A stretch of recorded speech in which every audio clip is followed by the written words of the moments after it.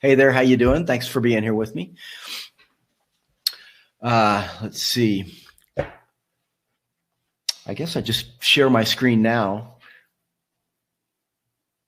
Oh, I should let you know, Mohit, and whoever's joined us, hey, send me a message. So I'm happy to call you by name while we're presenting. Usually it's not hugely crowded. So if you've got any questions, just pop them into chat. Let's see. Let me go to my notes here, and I'll. So some housekeeping here. You probably know about this. Yeah, that'll work. Yeah, excellent. So you can follow Cafe Tele on LinkedIn. That's a great place to see most of our announcements. Also, my partner, Abhijit, he posts a lot on very air interface, 5G and 4G RF air interface topics. So follow us and you'll get to see all those. I think that's very educational. We do have a webinar coming up, a free webinar coming up at the end of this month. The 27th is Saturday, and it's an Open RAN webinar. If you'll stand by, I didn't plan in advance for this.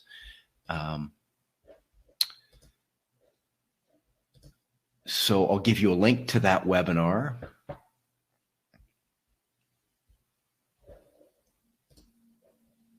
Okay, there we go. This is the free Open RAN webinar.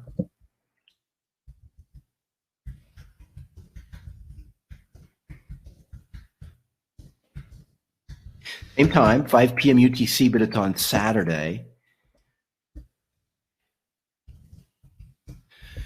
There you go. There's the link to the event on LinkedIn. That's a pretty good place to read about it, learn more about it. But it's a free webinar. It's a PhD who's been active in this space. And I think you really like it. His name is Marcin Drajinsky. And I think you'll really appreciate what he has to tell us. That is on Saturday, the 27th at 5 p.m. UTC.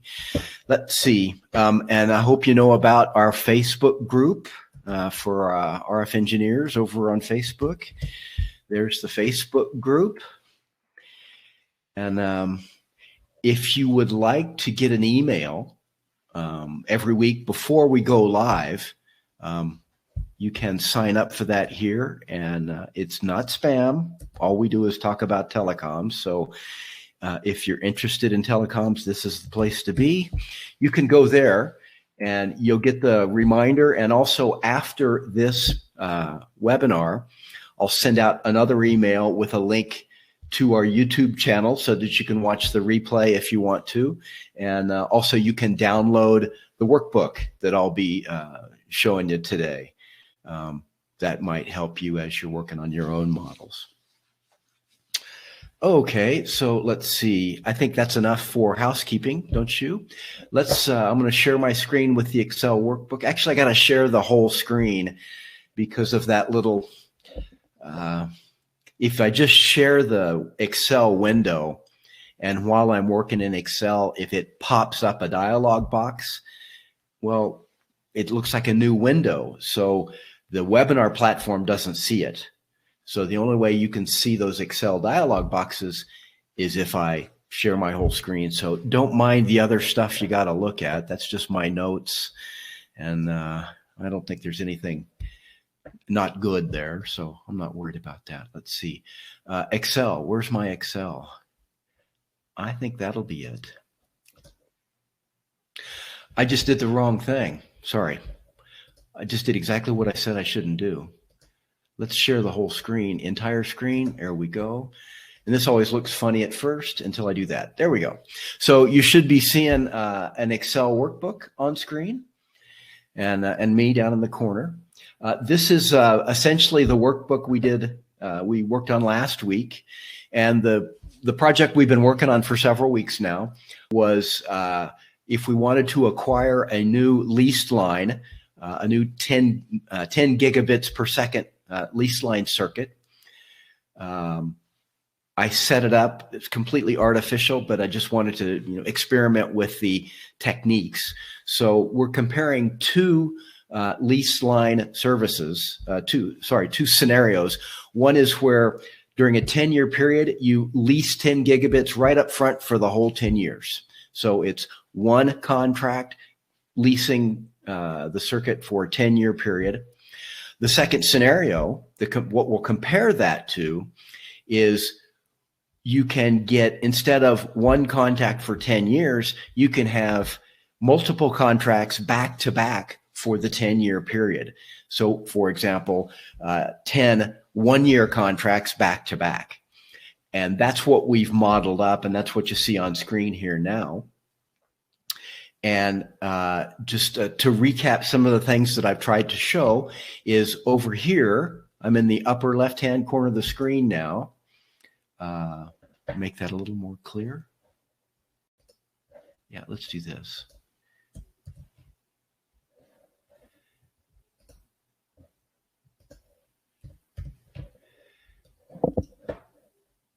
That's what I should have done, something.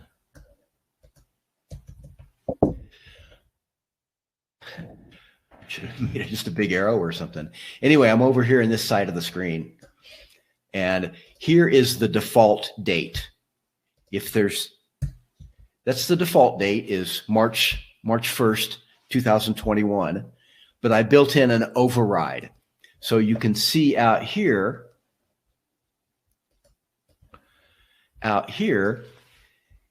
if I don't have something in this field, I start on March 1st of 2021. But as soon as I enter something in this field, let's say 215, that's my override. So now we start on February 15th of 2021. So I've given a default with no input. It starts on my default. But as soon as there's an input, it overrides the default value. So that's a nice thing to do, right? That gives you flexibility. When someone, if you're presenting this to your audience and they say, well, it's not going to start until the 1st of April. Okay, April 1st. And now you can see it starts on April 1st. Cool. So, and this is just actually this third one here. There's the default. This is all column B. Row 4 is the override value. And then row 5 is what's the model is actually using. And that's what shows up here in the first month. And then all these others here in this area, these are just parameters to the model that are user changeable. You input a value here and it is reflected in the model. So one of the objectives of your model is to try many different possibilities without changing your formulas. And the way I'd say that, the way I'd say that is, here's all your variables over here, and over here in the model, you don't want to ever mess with the model. Your model should be complete so that you simply input the values and you read off the result, essentially. Because when if you're presenting to your boss, you want to anticipate the kind of things that he's going to ask about this scenario, this situation. And it's best if you've already thought about it and you can address the questions from your boss or the whole audience simply by, I hate when that happens, simply by changing these values over here. Okay. And for this model is actually a financial model. I'm using it to model a leased line circuit, but it actually has money in it. And what is this? This was the amount, and this was the MRC. I never did do that. So it's money. We calculated that, and then here is very close to the numbers. Here's all the numbers for the one-time least one circuit for a 10-year interval. There's all your numbers. And this is the net present value. Net present value is just a financial technique to include all the costs of this project in one number. And once I had that here, I copied it over here. So as I changed the model, so if I went to, I'm going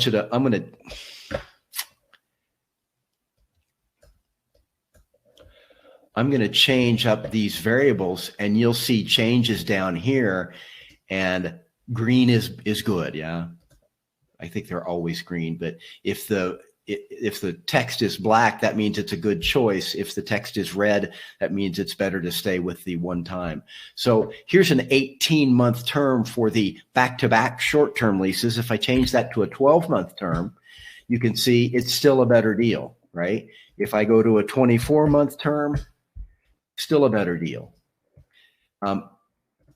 If I assume that the next time I renew this lease on the short-term lease, well, the cost of bandwidth continues to go down. So I built that into the model saying every 12 months, it declines by 8%.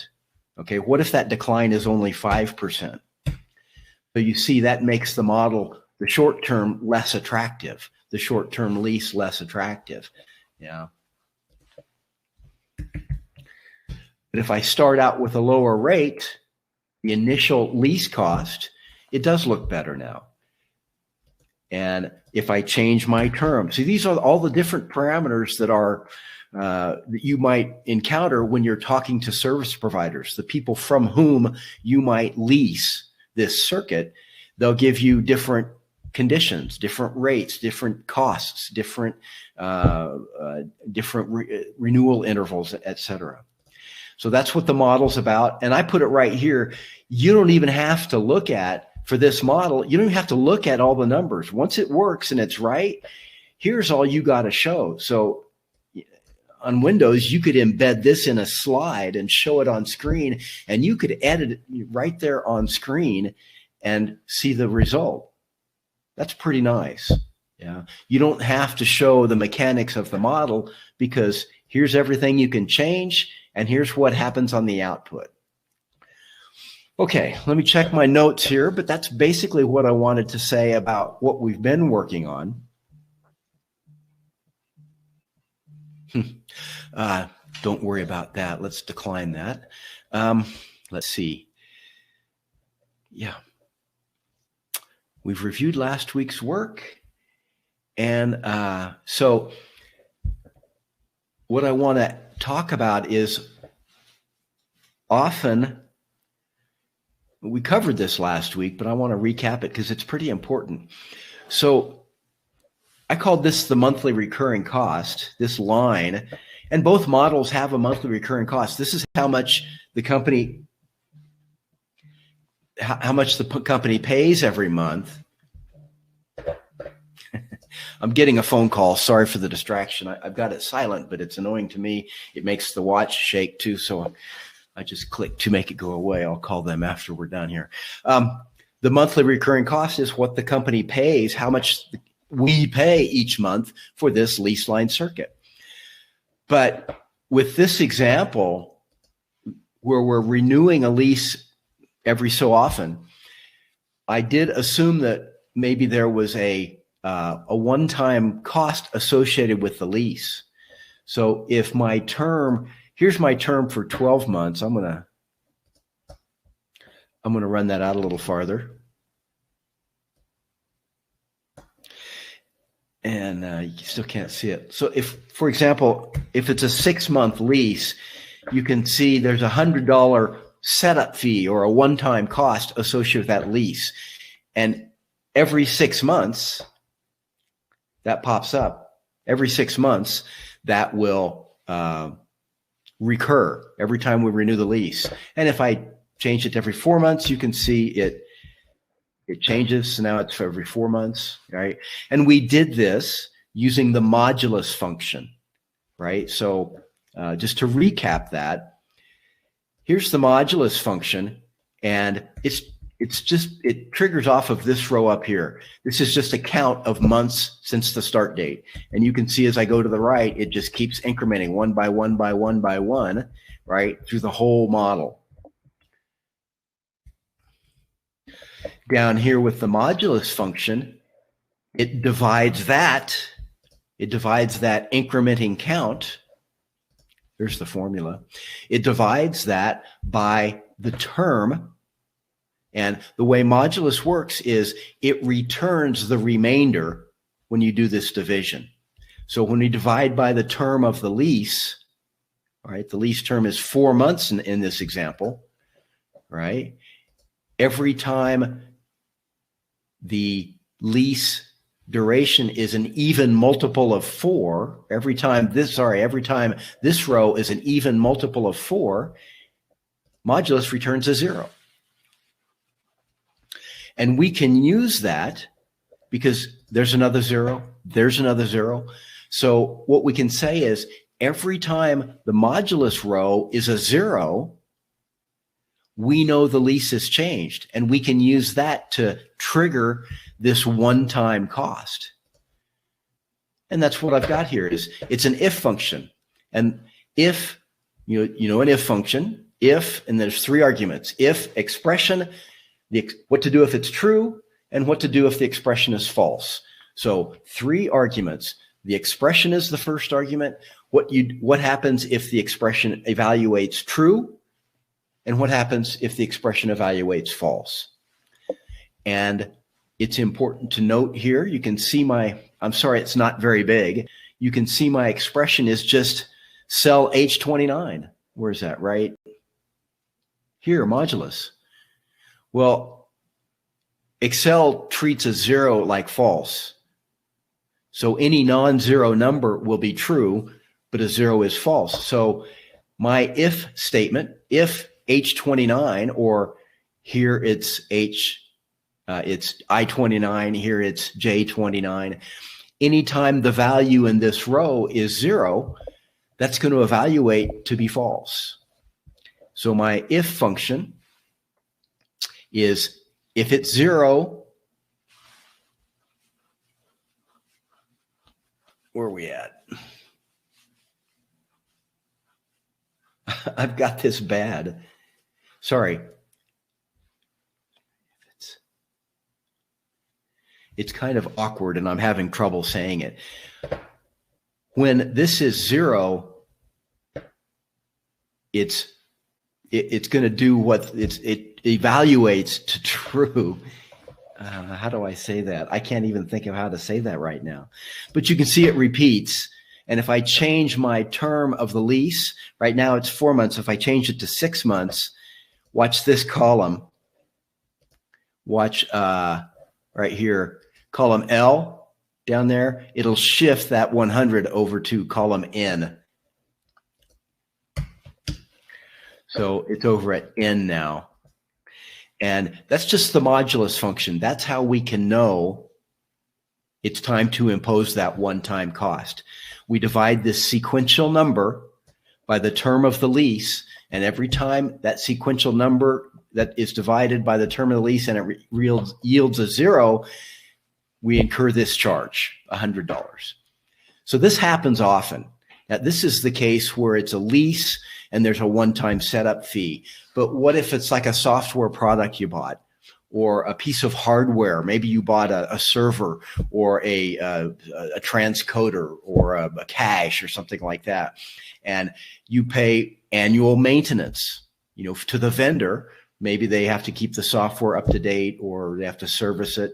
Same thing every year. In that case, it would be every year. So the term would be 12, right? That's pretty normal for software or hardware. You have an annual maintenance fee. So same approach, you would have this sequential count, and every time the modulus of that sequential count is 0, when the modulus 12, you would incur that maintenance fee. So you can build that into the model. And that way, by doing it this way, you can change this value, and you change when this cost is incurred, and you don't have to type it in. You don't have to hunt and find it. Yeah. Now, during your, when you present this to your boss or your peers or the senior management team, however you're doing that, you simply change the term here, and your one-time costs will adjust. Now it's back to here. Very cool. Yeah. Very cool. So that's a really important thing to know. That's the modulus function. That's the modulus function. Okay. We also use the, yeah, I'm not going to go into that though. That was really complicated. Well, maybe I will talk about it. I also use the quotient function, which is if modulus is the remainder, quotient is how many times your term divided into this sequential number. And I use that down here. It's kind of a complicated formula. This is necessary because the monthly recurring costs changed every time we renewed the lease. And it was made more complex because I also said that every time we renew the lease, it's a little bit cheaper. I said it goes down by, you can see here, the cost of the lease drops by 5% a year every time we renew the lease, right?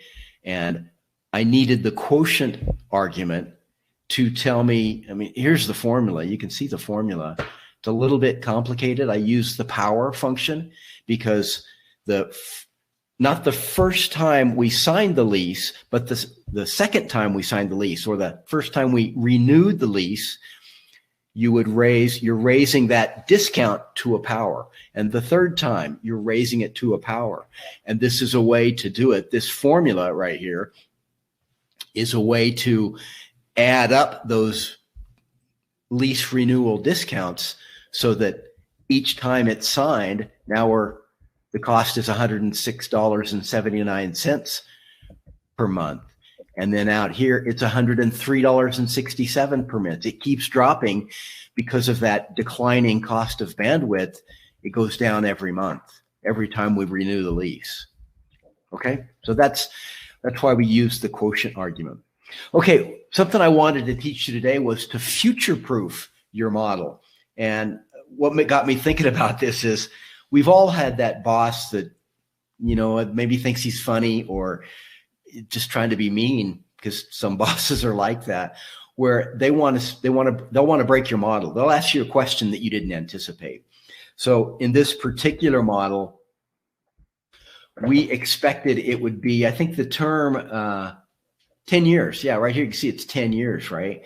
So I went out 120 months. If I go to the far right, you can see I've got 120. Technically, it's 121 because I'm subtracting 1.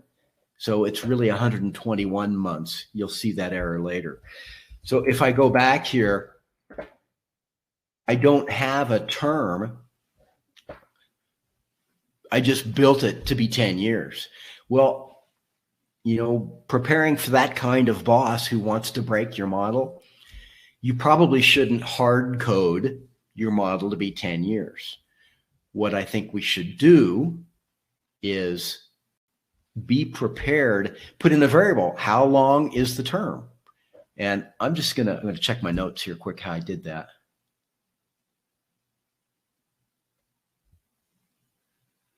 Where did I do that? Oh yeah, I called it timeline. So let's go back here I'll show you how I did that. I'm going to insert that just because I thought it looked nicer. Okay, and I'm going to say it's I call it project timeline. And I actually said I'm going to call this this is episode 3, so I'll call this 3. Okay, so right now it's 120 months, right? Since it's a month at a time model, I called it 120. That's 10 years, right? And if you want to be really slick, do this.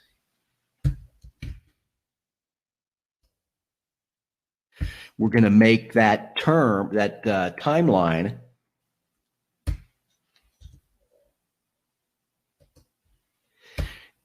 adjust in this label.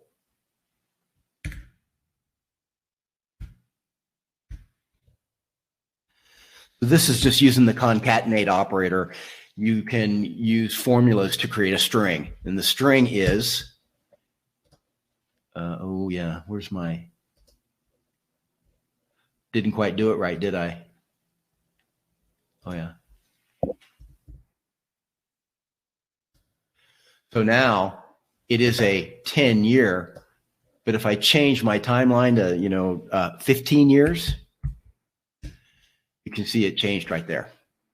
So how we're going to actually do that is, well, one, the model works because the net present value function, see this argument here, row 20, starting at H all the way out to DX20. Let's just go there. So the end of my model right here is DX20. Well, if we want to have kind of an open-ended model, I need to extend my formula. Well, that's really easy to do because it is all formula. Nothing is hard-coded. So I'm just going to highlight all this, and then I'm going to drag it right. I'm going to drag it right. And you can go out a ridiculously long way.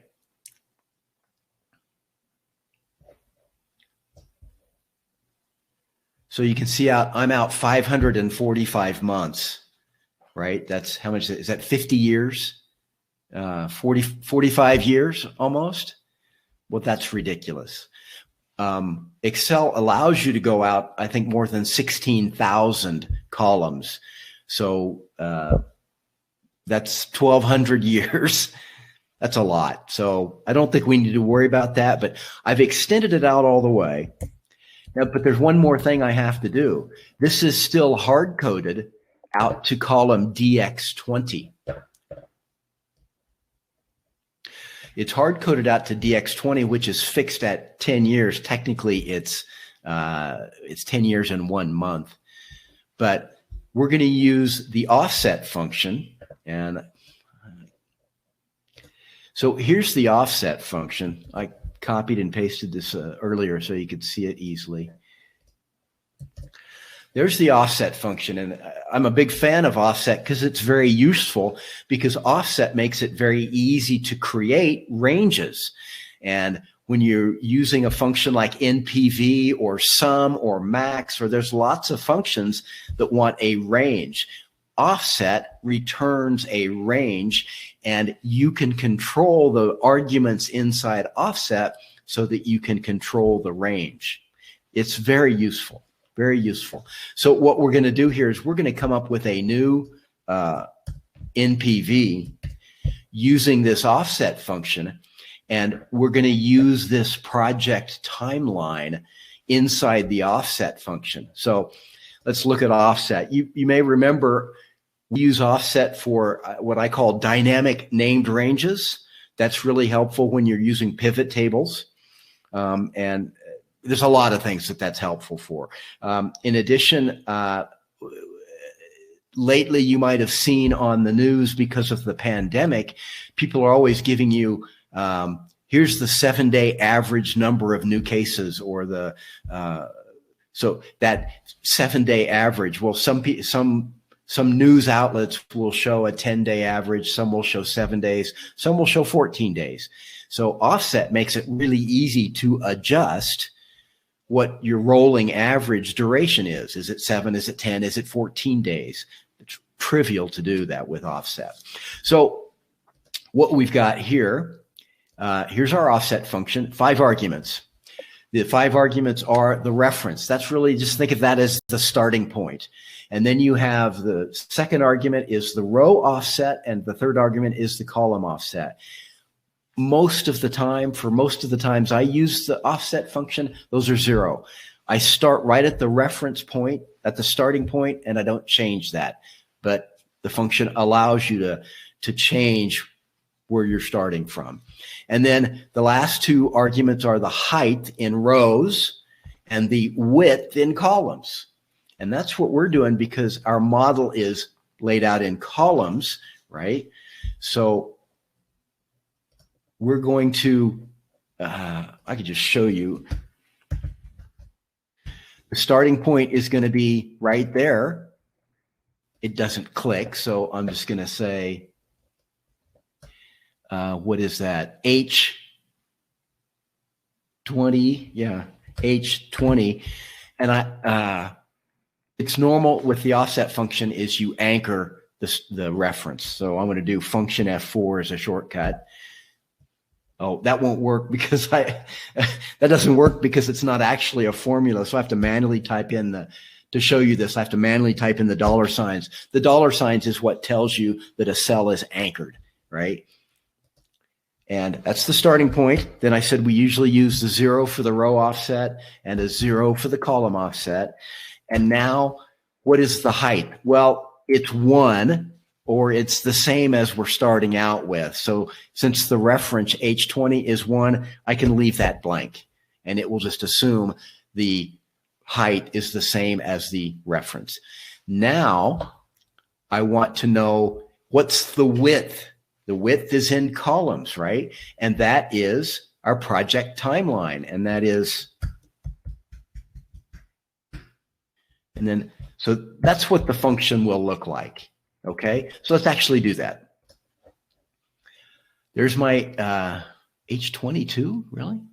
Oh, yeah, I copied and pasted, so that's why it's not correct. So it's actually H20. H20. Now I'm going to do the function F4. That's the shortcut to make it an anchored range.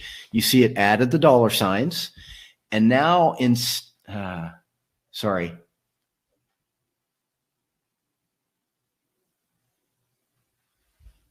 Try that again. I got confused. So this is the NPV. So I'm going to do the whole range, which is offset. I enter the offset function, open the parentheses. Now it's H20, and I'm going to anchor it with the function F4. There's the dollar signs. That's the reference point that the offset function wants. And then I did 0, 0, and then I left it blank for the height. That's going to default to the reference. And that didn't work out. Why is it not working what I wanted? Now I'm going to do my timeline, function F3, and I'm going to pick timeline 3. And then I have to close the parentheses for the offset function.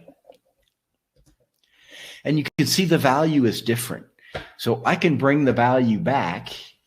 Remember, it was a 10-year, but because we started at 0, we made a mistake. So it's actually 10 years and 1 month. So if I make my timeline 121 months, I get the same value.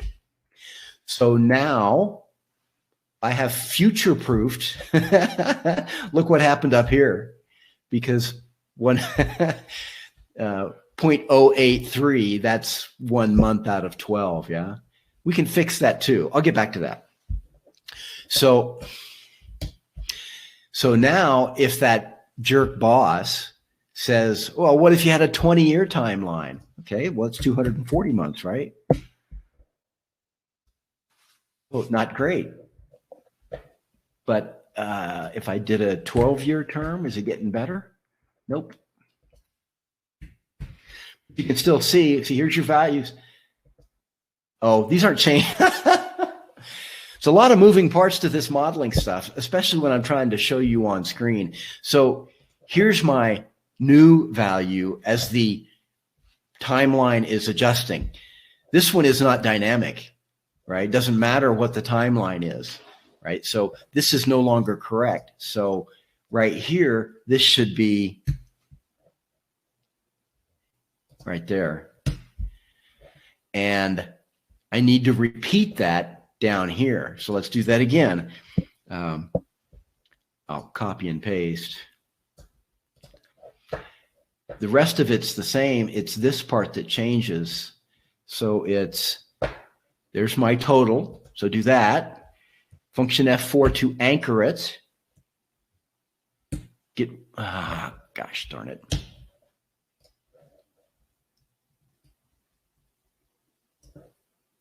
Offset, open parenthesis, and now there's the starting point of the range. Function F4 to anchor it, and then 0, 0, and then default. And now I want my timeline. So function F3.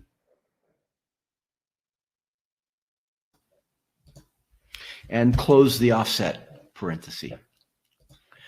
So now you can see, and once again, I can take this back to, was it 121? And now you can see we match the original, because that was the original timeline. And I need to change this one to look at my new NPV.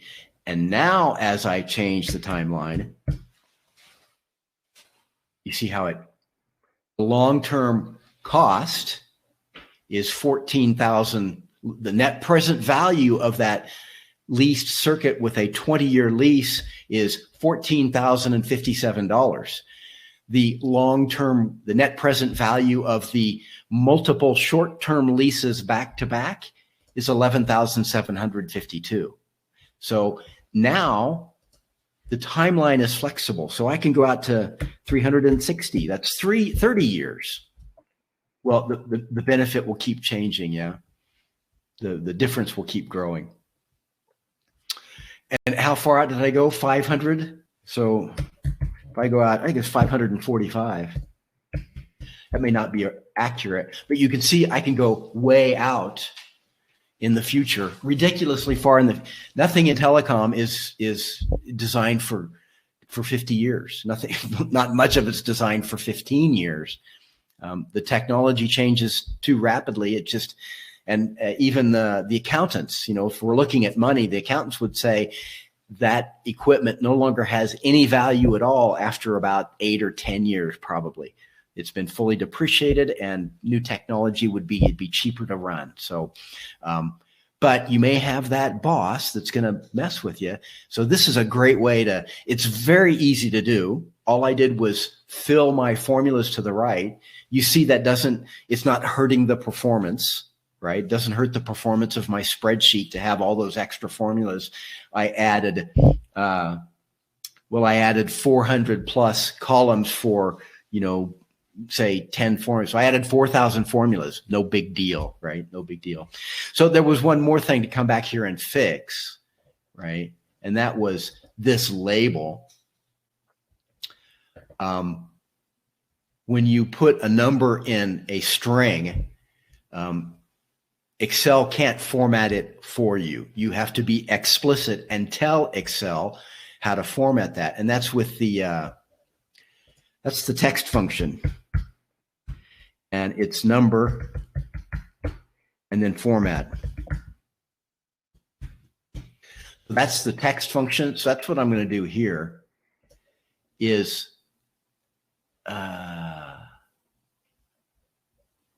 timeline divided by 12.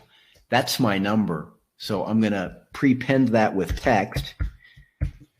And then after the 12, because that's, you know, timeline 3 divided by 12, that's the number. And now I want to format it. So let's just do, I think it'll do this, pound dot pound. See if that works out. Yeah. 45.4 years. And if I come back to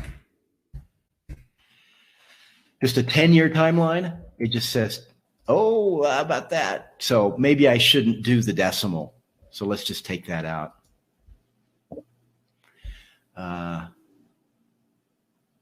So you can be ridiculous about this. If you wanted to be really clever, build into your formula an if function. And if it's this would be another use for your modulus function. If it divides easily into 12, you wouldn't want to show a decimal point. Your format, your data format would be just the integer. But if it didn't divide evenly into 12, meaning there was a remainder, now you'd want that decimal format. It's not that hard. If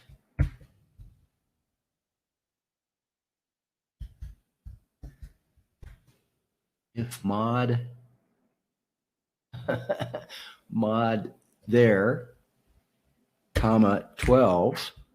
Here's the number. Do text timeline 3/12, comma, format, pound, else do that, and then close my parentheses. Did I forget a quote? Yeah, take it. Did he do it? False. Oh, I did a asterisk instead of if.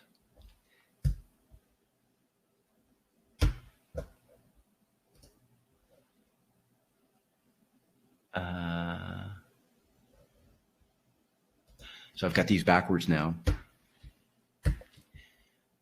Fix that one, take away.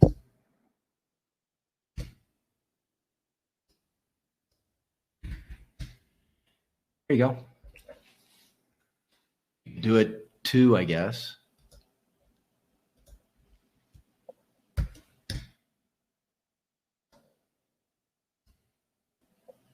Five. Oh, that's. I would only do that if the boss was really a jerk, because you might want to be careful about this, because if the boss, if he really was a jerk, and you put in his crazy timeline, and you had clearly anticipated this, it would be almost like you were telling him up front that you knew he was a jerk, and you were. But life is full of that. Sometimes these are the guys these are the people we have to work with. So, Mohit, any questions? Anything I can help you with? We're 45 minutes into this. If you've got a model or something you're going to be working on, ping me, DM me or send me an email or something, and I'm happy to try and help you with it. I'll take my time. If you want to type something, I can set it up. But I think this model here, this is pretty much done.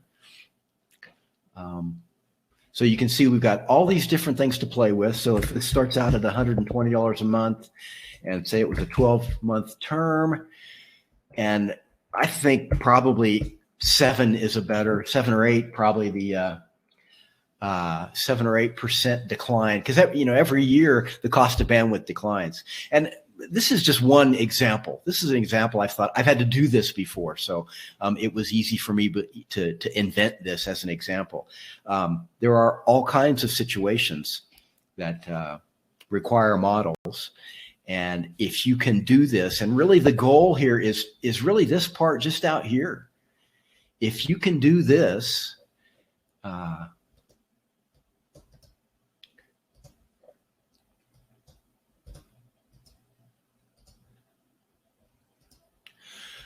I'm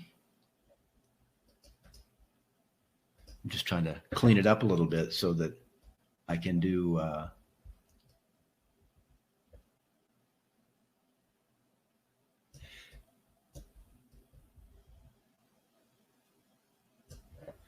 and let's do I'm just going to format it a little bit so it looks nicer. And now we can do this. What's your favorite color? I don't know.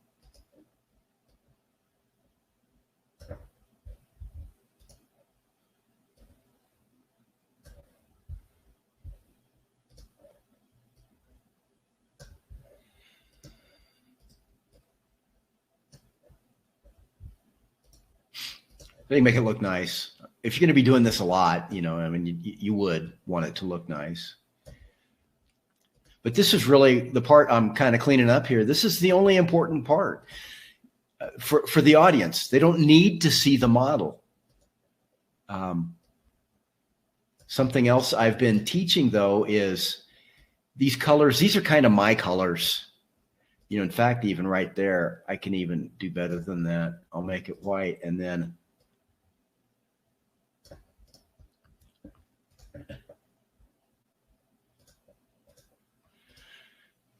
there.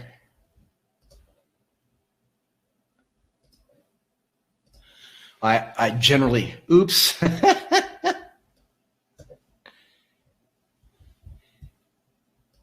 to be careful when you're deleting stuff, I guess.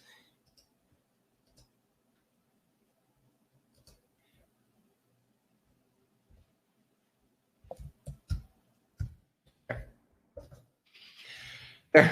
So really, the audience, this is all they need to see. You know, you don't have to show them all of this, right? I mean, if your model generates reasonable data, it's probably good.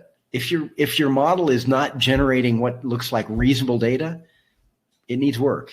Yeah. But once it's doing a good job, this is all they need to see. I could have done better with that, I think.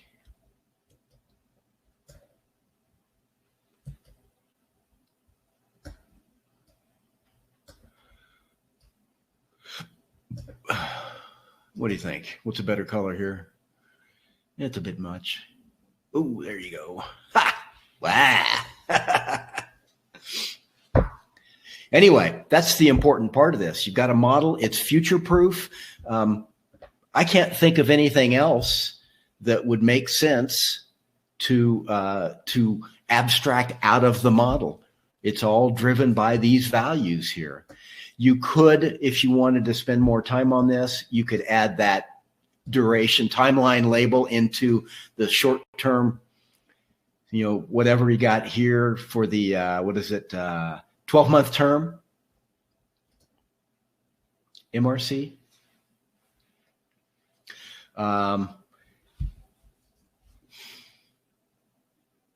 See, this value here is this annual rate. It takes into consideration that the lease term might not be annual. So if it's a 7% average decline in the cost of bandwidth per year, but you do, if it's a 2-year lease, I would expect it to be the renewal would be even cheaper, right? 14% almost, right? Well, it is. There we go. If I went to 3 years, 21%. Sure. So this is just, again, you want to make sure everything ties together and makes sense and that your model generates good numbers.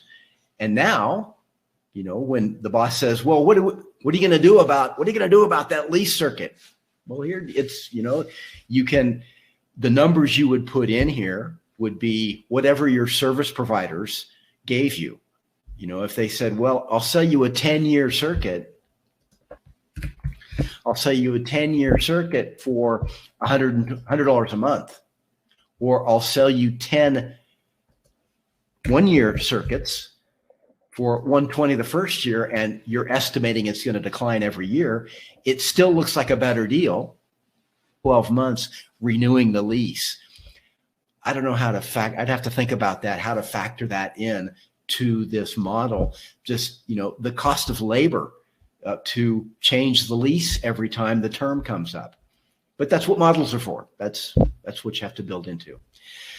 Okay, Mohit, if you've got something you'd like me to help with, I'd love to. Be interested to see what you're working on, and happy to help.